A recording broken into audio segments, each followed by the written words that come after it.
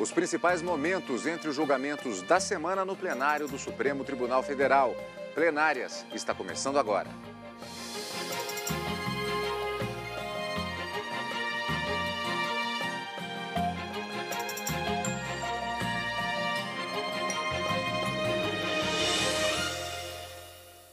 Sessões dos dias 24 e 25 de abril de 2013. Dia 25, já invertendo um pouco a ordem, caracterizado pelas matérias penais. E no dia 24, uma grande quantidade de temas diferenciados, até conflito de competência nós tivemos.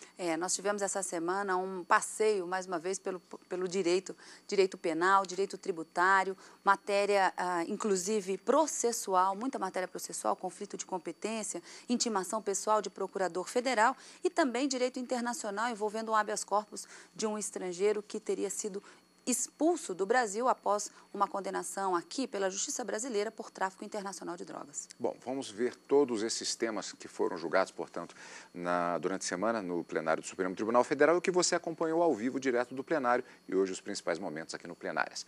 Começando com a sessão da quarta-feira, agravo regimental no conflito de competência 7.231. Relator ministro Marco Aurélio, Estado do Amazonas versus Juiz do Trabalho da 6ª Vara do Trabalho de Manaus. Um agravo regimental contra uma decisão sobre um conflito negativo de competência entre o TST e o juízo da 2ª Vara da Fazenda Pública do Estado do Amazonas, que declarou a competência da Justiça do Trabalho para julgar a causa em que haveria o envolvimento do conflito trabalhista. Alegou o agravante que a jurisprudência do Supremo Tribunal Federal está sedimentada, baseada no sentido de que é competência da Justiça Comum do Estado do Amazonas julgar as reclamações dos servidores contratados com base em lei estadual sobre o tema e na Constituição. Para o ministro Marco Aurélio, o processo é caracterizado, sim, pela presença de elementos do direito do trabalho. No rol de parcelas pretendidas, constam aviso prévio, fundo de garantia do tempo de serviço não depositado e multa a ele relativa, a correspondente ao artigo 477, parágrafo 8º da Consolidação das Leis do Trabalho, férias, entre outras parcelas. Deve-se concluir que se veiculou tudo a partir de premissa única da relação jurídica seletista. Evidentemente, cumpre à jurisdição civil especializada do trabalho atuar, decidindo como entender de direito. É inadequado na espécie o que é assentado em apreciação precária e efêmera na ação direta de inconstitucionalidade 3.395 DF. No campo acautelador, apenas se afastou a interpretação do inciso 1 do artigo 114 da Carta Federal, na redação imprimida pela Emenda Constitucional número 45 de 2004, que possa implicar reconhecimento da competência da Justiça do Trabalho para examinar conflitos concernentes a regime especial de natureza jurídico-administrativa, uma vez que a relação jurídica em questão é de cunho trabalhista. Daí ter resolvido o conflito de competência no sentido de caber à Justiça do Trabalho julgar a demanda tal como proposta, até mesmo para declarar, se for o caso, o autor carecedor da ação proposta. Ante o quadro, o presidente desprovejo regimental. Um pequeno detalhe, você deve ter reparado a imagem, quem presidiu a sessão, tanto da quarta quanto da quinta-feira, foi o vice-presidente do Supremo, o ministro Ricardo Lewandowski, pois durante a semana o ministro Joaquim Barbosa, presidente da Corte, está em viagem oficial. Inclusive, ele ministrou uma palestra no início da semana na Universidade Norte-Americana de Princeton, e por isso a sessão foi presidida, as sessões tanto da quarta quanto da quinta foram presididas pelo ministro Ricardo Lewandowski. Karina, voltando ao tema em questão, um detalhe que, como nós dissemos, tratou-se de aqui um conflito de competência negativo. Vamos aproveitar e falar para o telespectador? Qual era a discussão aqui?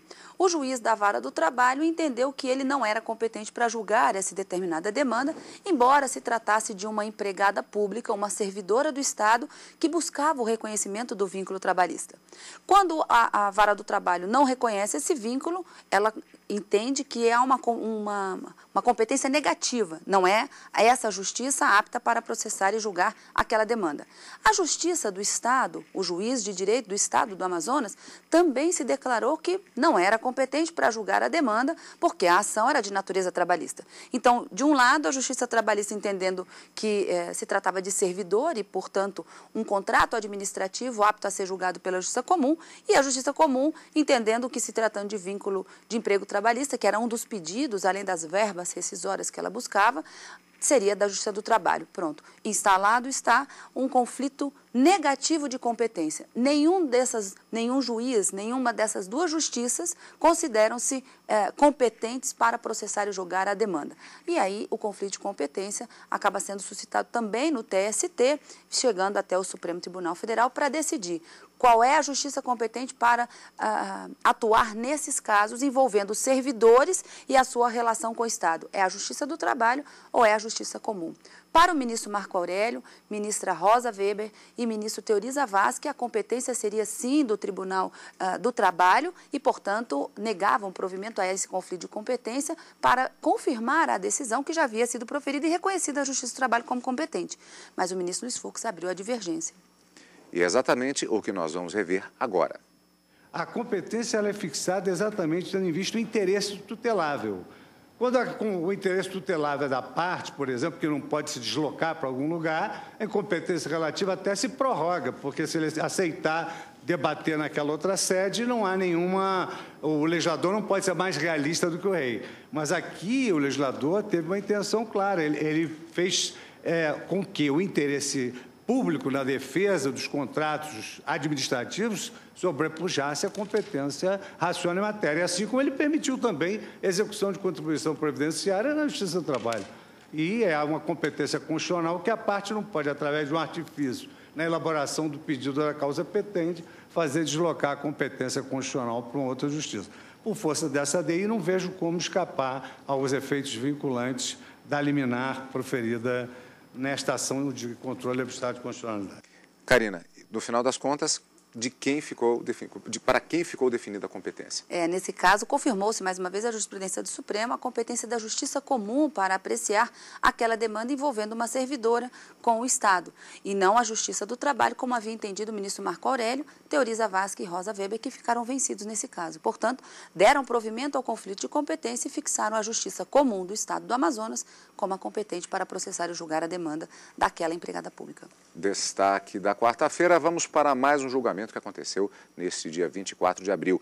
Recurso extraordinário com agravo 648.629. Relator, ministro Luiz Fux. INSS versus Carmen Pereira da Silva. Recurso extraordinário contra a decisão da turma recursal dos Juizados Especiais Federais do Estado do Rio de Janeiro, que entendeu ser intempestivo recurso interposto pelo INSS, entre outros pontos, pelo entendimento de que a obrigatoriedade de intimação pessoal dos ocupantes do cargo de procurador federal, prevista em lei, não seria aplicável ao rito dos Juizados Especiais Federais. Alegou o recorrente que a decisão violou o artigo da Constituição Federal, pois teria violado o chamado princípio do contraditório e da ampla defesa, além de atentar contra o princípio do devido processo legal. O relator, ministro Luiz Fux, entendeu que a intimação pessoal não se aplica aos procuradores federais. Trago ainda, senhor presidente, uma série de dados do CNJ para demonstrar que, efetivamente, esse sistema tem dado certo e a sua modificação poderia trazer embaraços ao microsistema dos juizados especiais, assentando que, atualmente, inclusive, a questão vem perdendo importância prática em razão da instalação dos serviços de intimação das partes por meio eletrônico, como preconiza o artigo 8º, parágrafo 2º da Lei 10.259, que regula o processo eletrônico. É que a intimação realizada por meio eletrônico em portal próprio considera-se pessoal para todos os efeitos legais. De sorte, senhor presidente, que a figura-se absolutamente razoável à vista dos cânones constitucionais de simplificação e celeridade, continuar essa praxe da intimação como vem ocorrendo, para que não criemos uma burocracia desnecessária e, ao mesmo tempo, infirmemos o escopo da Constituição Federal, que foi exatamente o de criar uma justiça simples, uma justiça rápida, uma justiça desformalizada, que seja acessível à população menos favorecida. Por esses fundamentos, senhor presidente, pelo mais que consta do voto, eu estou propondo conhecer o agravo que foi convertido e negar provimento ao recurso extraordinário com repercussão geral. Karina, nesse caso, foi exatamente esse voto do ministro Luiz Fux que teve a tese vencedora no plenário. Agora, é interessante esclarecermos um detalhe. Por maioria de votos, portanto, foi decidido que a regra prevista no artigo 17 da Lei 10.910 não se aplica aos procuradores federais que atuam no âmbito dos juizados especiais federais. Não é uma regra absolutamente genérica em relação aos procuradores federais. Não. A lei prevê que eles devem ser intimados, mas, pelo entendimento do Supremo que se firmou essa semana, os juizados especiais federais, no âmbito dos juizados, a ideologia dos juizados é justamente uma celeridade processual, um processo que, em razão da sua menor complexidade, vamos dizer assim, ele necessita de uma tramitação mais acelerada e que isso não seria absolutamente compatível com essa ideologia. Então, nesse ponto, eles entendem que essa lei não se aplica aos juizados justamente para se ganhar essa celeridade. Os procuradores federais e procuradores do Banco Central, de acordo com essa lei de 2004, continuam sendo intimados pessoalmente? Sim, mas não nos juizados especiais federais, conforme decidiu o Supremo nessa semana. E assim, tivemos a negativa, mais uma vez, desse recurso extraordinário do INSS para proclamar esse resultado e afastar a incidência da lei nesse ponto específico. Karina, estes foram os destaques da sessão plenária da quarta-feira, dia 24 de abril de 2013. Depois do intervalo, os destaques da sessão plenária da quinta-feira no plenário do Supremo Tribunal Federal.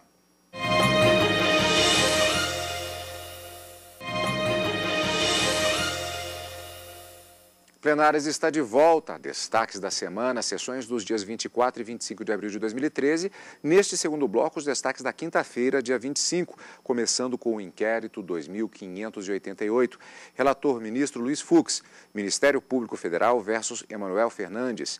Inquérito instaurado para apurar suposto crime de desvio de rendas públicas em proveito de terceiro, tipificado na legislação, que teria sido praticado pelo investigado na condição de prefeito do município de São José dos Campos, em São Paulo, e que teria, de maneira consciente e voluntária, segundo consta da denúncia, desviado por meio de um contrato e dos chamados termos aditivos que constam desse contrato, rendas públicas em proveito de uma empresa chamada Refeicheque Administração Limitada. Karina, recebimento de denúncia para se aceita transformação em ação penal ou não. Nesse caso, esse inquérito veio para o Supremo em razão da diplomação dessa pessoa como deputado federal. E assim sendo, a competência para processar e julgar a demanda acaba sendo do Supremo Tribunal Federal em razão de ser um parlamentar federal nos termos da Constituição. Nesse caso, os ministros analisaram se os indícios, os elementos de informação trazidos na denúncia pelo Ministério Público estavam numa forma mínima exigida para o recebimento da denúncia e, como você disse, a transformação dessa denúncia numa ação penal, o recebimento da ação penal.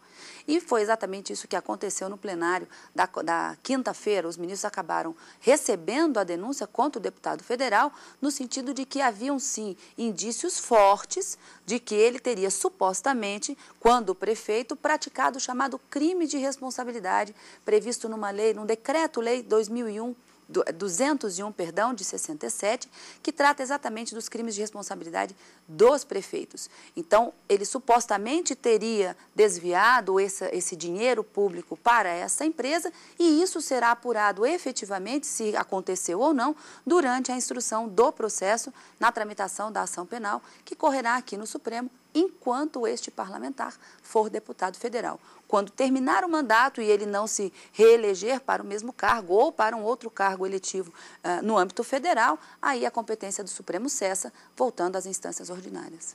Pois é, e pelo voto do relator, ministro Luiz Fux, para quem os fatos apresentados foram suficientes para o voto a favor do recebimento da denúncia. Exatamente em razão desses fatores acrescidos, de todos esses vícios e rituais, é que eu verifico que realmente nós estamos não diante de um administrador inepto, que não age com dolo, mas age com inaptidão, não. A dúvida razoável que se põe aqui nesse início de investigação é de que realmente houve o cometimento de um ilícito que precisa ser pesquisado mais a fundo e que o que vem sendo feito, em primeiro grau, em relação aos integrantes da empresa favorecida. O Supremo Tribunal Federal, em casos semelhantes, assentou que o vasto conjunto probatório dos autos, quando evidencia que o acusado se encontra à frente da administração do município e, apesar de ocasionalmente transferir a respectiva gestão à vice-prefeita, mas de próprio punho assina os documentos, ele realmente age com um dolo que precisa ser pesquisado no curso da ação penal, e foi assim que se decidiu na AP 409, da relatoria do ministro Aires Brito, Tribunal Pleno, julgado em 13 de maio de 2010. De sorte que, à luz da prova documental e de tanto quanto já foi exposto pelo eminente representante do Ministério Público, oralmente e por escrito, e por quanto aqui evidenciamos aquilo que nos levou à nossa convicção, a minha proposta de voto é de que, efetivamente, esse fato ele se amolda ao delito previsto no artigo 1º, inciso 1º, do Decreto-Lei 201, na modalidade de desviar renda pública em proveito alheio. Por esses fundamentos, eu voto pelo recebimento da denúncia nos termos do artigo 7º da Lei 8.038. Aceita a denúncia proposta neste inquérito, transforma-se, portanto, em ação penal. A decisão foi por unanimidade no plenário do Supremo Tribunal Federal. Outro destaque da sessão plenária da quinta-feira: habeas corpus 97.009, relator ministro Marco Aurélio, Johannes Heinrich Matthias versus relator do habeas corpus 94.961 do Supremo Tribunal Federal. Um habeas corpus com pedido de liminar em face de ato do relator desse habeas corpus, que foi citado, 94961 do STF, que negou seguimento ao entendimento de que se tratava de mera reiteração de outros 2 habeas corpus anteriormente apreciados pelo Supremo Tribunal Federal. Quer dizer, Karina, temos um histórico de habeas corpus envolvendo este caso. A tentativa aqui, nesse caso, do estrangeiro alemão, era de anular o processo que havia condenado ele por tráfico de entorpecentes, tráfico internacional de drogas, e também contestar e tentar anular o decreto de expulsão que teria sido determinado logo após a sua condenação pelo tráfico internacional de entorpecentes. Então, nesse sentido, ele começa a impetrar uma série de habeas corpus contra decisões do relator, que acaba combinando com esse que foi julgado essa semana, da relatoria do ministro Marco Aurélio. Nesse habeas corpus, o ministro Marco Aurélio entendia, sim, que deveria ser conhecido esse habeas corpus para fazer retornar o anterior, que era da relatoria do ministro Ricardo Lewandowski, que procura-se do ministro Marco Aurélio atacar a decisão do ministro Ricardo Lewandowski, porque a pauta do julgamento não teria sido publicada e que isso teria, de uma certa forma, violado o direito de contraditório de ampla defesa. Mas essa não foi a decisão que foi proferida pela maioria dos ministros do Supremo Tribunal Federal, que acabaram aplicando o próprio regimento interno do Supremo Tribunal Federal para entender que, contra a decisão que nega seguimento ou não conhece, ou a decisão monocrática do ministro do Supremo Tribunal Federal, que indefere o seguimento de um habeas corpus, não é cabível um novo habeas corpus. E, nesse sentido, se formou uma maioria pelo não conhecimento do habeas corpus. Sequer adentrou-se ao mérito e todos aqueles argumentos. Por quê? Isso já vinha sendo debatido e discutido no Supremo e já havia sido indeferido. Então, havia uma argumentação de que esse habeas corpus seria uma mera reiteração de outros já apreciados, julgados e indeferidos pelo Supremo Tribunal Federal. Aliás, até uma curiosidade, como exatamente o ministro Ricardo Lewandowski era o relator exatamente de um desses habeas corpus impetrados anteriormente, houve a necessidade de o ministro estava presidindo a sessão plenária, o ministro Ricardo Lewandowski, como vice-presidente da Corte, e ele se declarou impedido e passou a presidência da sessão naquele momento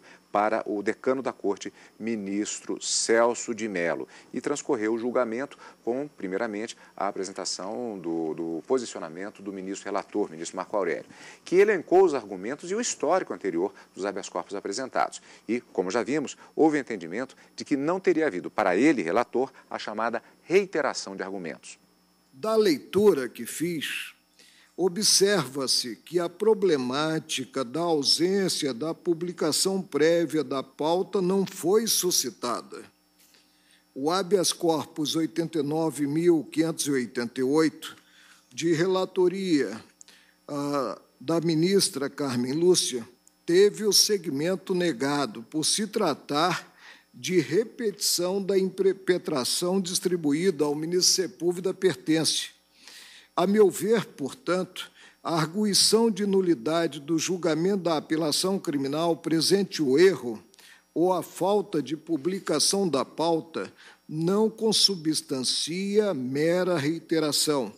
Ante o quadro, voto no sentido de determinar o regular processamento do habeas 94.961. Aqui, a divergência partiu do ministro Teori Zavascki, para quem o habeas corpus não deveria sequer ser conhecido. A decisão monocrática negando seguimento a um habeas corpus manifestamente improcedente, como parece ter sido o caso, já que reproduziu um habeas corpus anterior, é formalmente legítima, está legitimado o relator com base nessa lei, e dessa decisão cabe um agravo interno. A substituição desse agravo interno por um outro habeas corpus, me parece que retira a via ordinária de provocação do colegiado, que seria esse agravo interno. De modo que esse habeas corpus, esse segundo habeas corpus, nada mais faz do que substituir o agravo interno previsto na lei. Então, me parece que, se a lei prevê esse agravo interno, fica superada a questão do acesso ao colegiado. No meu entender, o caminho adequado, nesses casos, seria esse agravo interno e não outro habeas corpus. Então, com essas razões, é uma sinalização quanto ao não cabimento do habeas corpus substitutivo do recurso ordinário constitucional. Eu fico contente com a ótica de Vossa Excelência. Aqui seria um caso típico de substituição. E não vamos dizer que, sendo o prazo de 5 dias apenas, haja qualquer prejuízo em utilizar aqui a via ordinária. E a via ordinária é o agravo interno previsto na lei.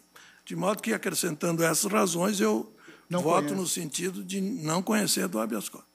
Karina, a maioria não acompanhou o relator, Marco Aurélio. Não acompanhou e o habeas corpus, mais uma vez, não foi conhecido por esse entendimento de que não seria cabível. O ministro Teori Zavascki traz uma outra questão processual, que o recurso cabível para atacar a decisão seria o agravo e não o habeas corpus, mas no frigir dos ovos acabou que o Supremo Tribunal Federal, por maioria, decidiu que esse habeas corpus não poderia ser conhecido e a questão da anulação do processo penal que havia condenado esse estrangeiro e da expulsão decretada pelo ministro da Justiça acabou sequer sendo analisada pelo Supremo, porque isso era mérito. Se no conhecimento não estão preenchidos os requisitos para a propositura da ação, não se adentra, inclusive, ao mérito. Essa foi uma decisão por maioria, como vimos.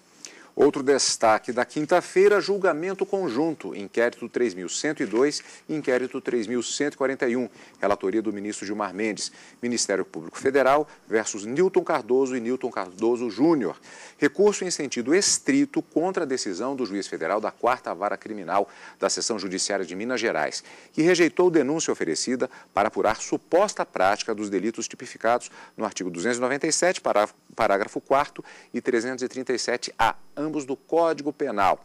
A decisão determinou o arquivamento provisório dos autos, com a ressalva do artigo 18 do Código de Processo Penal. Seguinte fundamento, que o débito previdenciário, de que tratava exatamente a denúncia, não teria sido constituído definitivamente e que o chamado delito de falso atribuído a um dos denunciados foi crime meio para a consecução da sonegação de contribuição previdenciária. Karina, aqui há uma questão interessante, porque são recursos contra a decisão de outro nível do juízo. Porque estamos falando de inquérito, então o telespectador já deve raciocinar. Simplesmente a apresentação de denúncia pelo Ministério Público. Mas no próprio processo, até no resumo no site, nós vemos que se trata de recurso contra uma decisão de outro juízo. Quer dizer, explica isso para a gente, como é que foi isso? Exatamente. A pergunta que se faz aqui é como é que esse recurso em sentido estrito chegou até o Supremo Tribunal Federal. Na verdade, o juiz de primeira instância rejeitou a denúncia e contra essa denúncia, essa rejeição da denúncia, cabe, de acordo com o Código de Processo Penal, esse recurso chamado recurso em sentido estrito, que a princípio seria julgado pelo próprio Tribunal de Justiça. No entanto, quando houve a publicação da sentença, no dia seguinte, pelo que foi relatado no plenário, esse deputado federal foi diplomado enquanto parlamentar federal.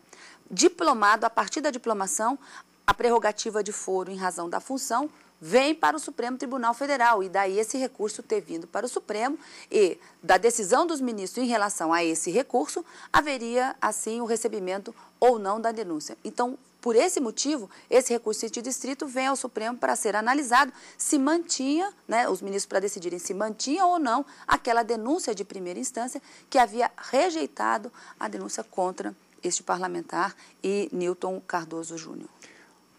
No caso, portanto, vamos agora checar como foi o voto do relator, ministro Gilmar Mendes. Senhor presidente, não vislumbro assim necessidade e utilidade na solicitação de certidões ou relatórios de movimentação processual. Afinal, as diligências e provas devem se dirigir à descoberta dos fatos para os quais a movimentação dos relatórios em nada contribui. Aliás, salvo demonstração em contrário, o próprio andamento processual é acessível à parte, sendo desnecessária a requisição judicial. A princípio, não verifico qualquer irregularidade nos autos ou mesmo no processamento da ação penal que justifique o pedido de esclarecimento. Por fim, insurgiu-se a defesa contra o deferimento de expedição de ofício ao Tribunal de Justiça para que fosse encaminhada a cópia digital dos autos da Operação Centurião. Ocorre que, conforme referido pelo Procurador-Geral da República, a expedição de ofício à segunda Câmara Criminal do Tribunal de Justiça do Amazonas já havia sido deferida, decisão de folha 5911, 5922 e ofício de folha 5928. Assim, apenas determinei a reiteração da solicitação.